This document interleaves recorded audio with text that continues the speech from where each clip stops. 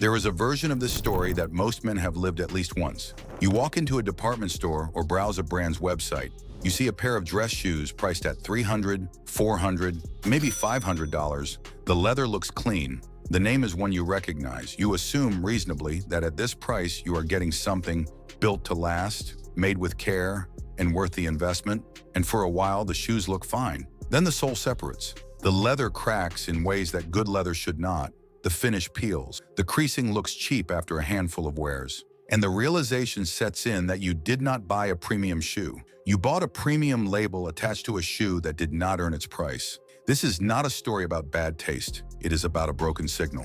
And the brands men have been taught to trust in the dress shoe space, the names they see in airports and department stores, the ones that carry a certain weight of reputation, are not all delivering what their prices promise. Some of them were once excellent. Some of them were never as good as their marketing implied. And the gap between what these brands charge and what they actually put on your feet has, in several cases, grown wide enough that it costs real money to ignore. 5 brands stand out as repeat offenders, not because they make the worst shoes on the market, but because they charge as though they make some of the best, and the product does not support that claim. Cole Haan is a name most American men encounter early. The brand was founded in Chicago in 1928 and built a reputation over decades as a maker of quality leather dress shoes. In 1988, Nike purchased Cole Haan for $80 million, and during the Nike years, the brand introduced some genuinely innovative designs, blending athletic cushioning technology with dress shoe silhouettes. The Lunar Grand, which appeared in 2011,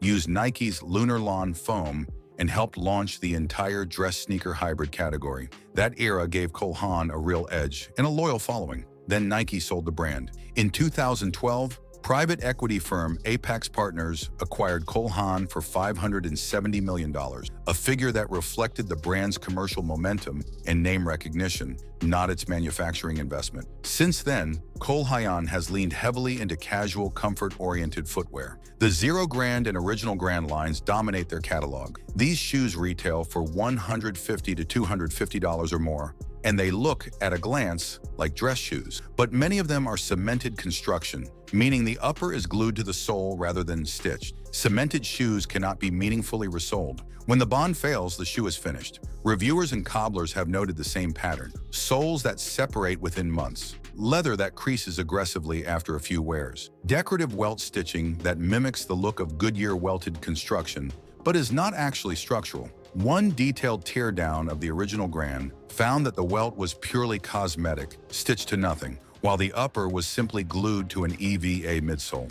Consumer review aggregators show a pattern of complaints about durability at this price point, with some buyers reporting sole detachment within weeks. Cole Haan still carries the aura of the brand your father trusted. The stores are well lit, the shoes photograph well, but the product inside the box is, in most of their current lineup, a glued casual shoe with a dress shoe silhouette and a price that implies far more than glue and foam. Allen Edmonds occupies a different position. For decades, this was the shoe that men's style forms, financial professionals, and military officers recommended as the gold standard of American dress footwear. Founded in 1922 in Wisconsin, the company built its name on Goodyear welted construction, American manufacturing, we were in a recrafting program that could extend the life of a pair of shoes through multiple resoles. Presidents from Reagan through George W. Bush wore Allen Edmonds at their inaugurations. The company changed hands several times. A private equity firm, Goldner Hawn Johnson and Morrison, took a 90% stake in 2006 for $100 million. In 2013, Brentwood Associates acquired the company for roughly $200 million. And in December 2016, Caleres, the parent company of Famous Footwear and Dr. Scholl's, bought Allen Edmonds for $255 million. That last transaction drew the most concern. Caleres' portfolio is dominated by mass market and women's footwear. Allen Edmonds was suddenly owned by the same company that runs a chain of mall shoe stores. Quality concerns, however, it predated the Caleres acquisition. Cobblers who had serviced Allen Edmonds shoes for decades reported a shift beginning in the early 2000s. Heel bases that popped off new shoes, soles and heels that wore faster than they once did, stitching that loosened prematurely.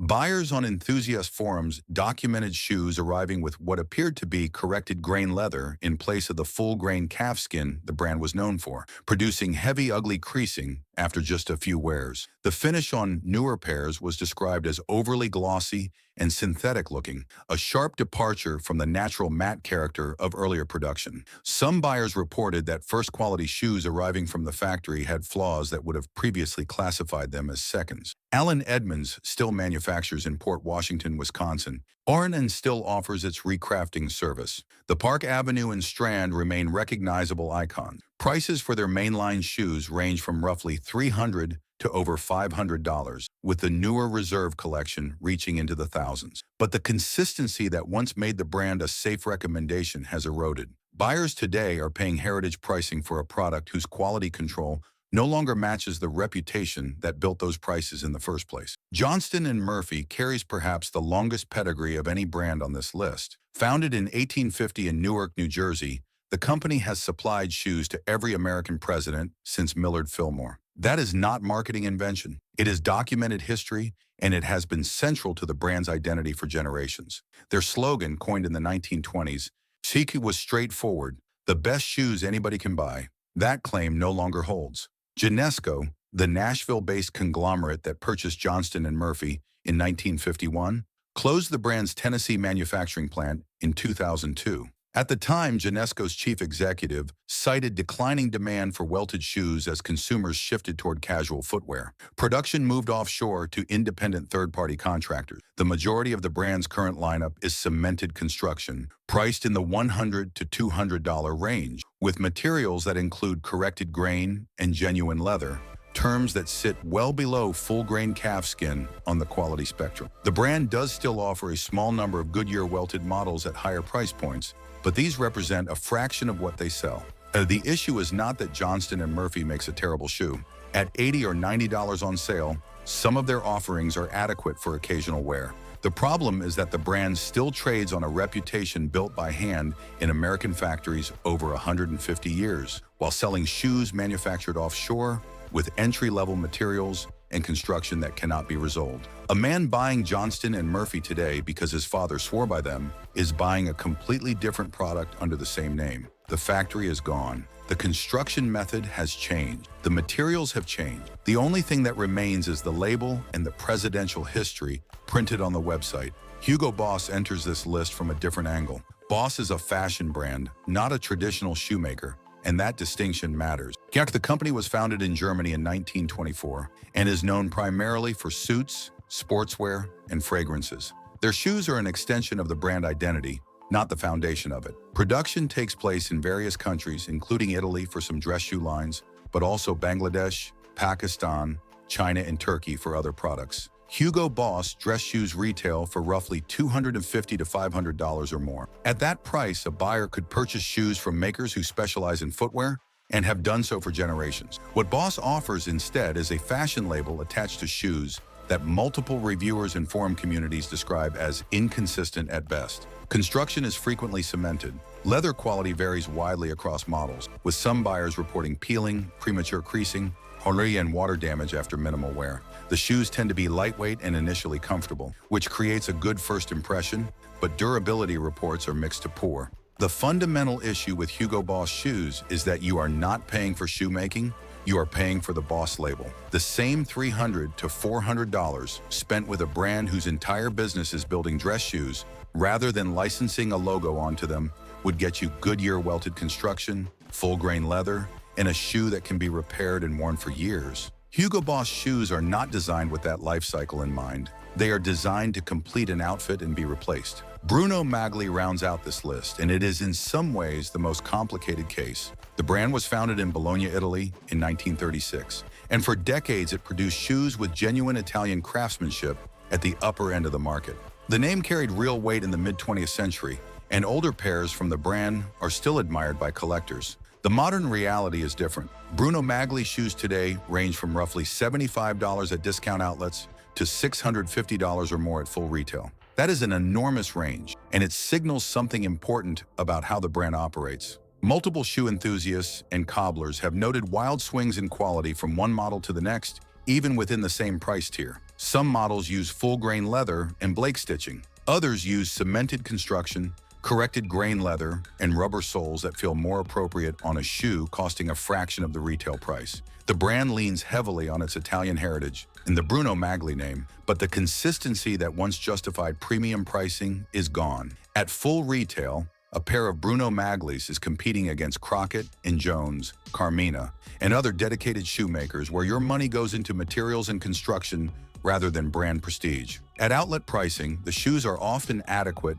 but unremarkable. The danger for buyers is the full retail experience. Walking into a Nordstrom, seeing the Italian name and the $400 price tag, and assuming that the shoe behind that price has been built to match. The pattern across all 5 brands is the same. A name that once meant something specific about quality, construction, or craftsmanship now means something else entirely. It means marketing budget. It means retail distribution. It means brand equity left over from a previous era. The shoes themselves have, to varying degrees, drifted away from the standards that built the brand, while the prices have not drifted at all.